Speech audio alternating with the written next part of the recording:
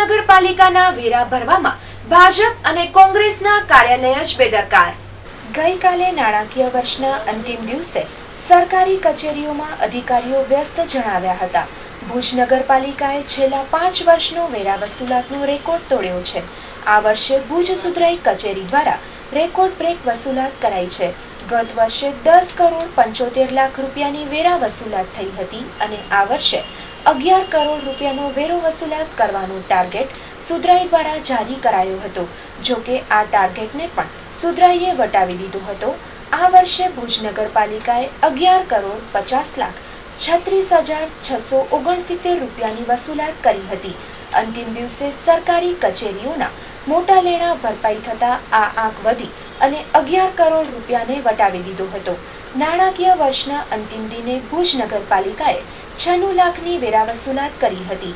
આ વેરા વસૂલાતના ટાર્ગેટને પૂર્ણ કરવામાં ક્યાંક નોટબંધીએ પણ મહત્વની ભૂમિકા ભજવી હતી।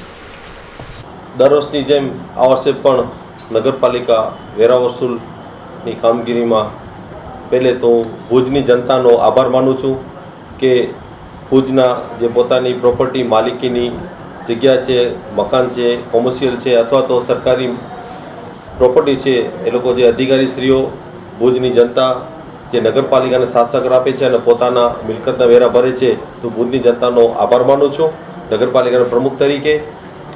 આજે દર વર્ષની જેમ આ વર્ષે પણ નગરપાલિકાના સ્ટાફ અને અમારી બોડીની મહેનતથી દર વર્ષની જેમ આ વર્ષે પણ અમે ટાર્ગેટમાં પૂરેપૂરું પાડ્યા છીએ। આ વખતે 11.5 કરોડનો ટાર્ગેટ પૂરું પાડ્યું છે। ગઈ સાલ કરતાં 75 લાખ રૂપિયા અમે વધારે વસૂલાત કરી લીધી છે। ખાસ કરીને આપણે છેલ્લા દિવસે વાત કરીએ તો આજે છેલ્લા દિવસે અંદાજિત કેટલી વસૂલાત કરવાનું છે? આજે છેલ્લા દિવસે 31 તારીખના 96 લાખ રૂપિયાની વસૂલાત આવી છે।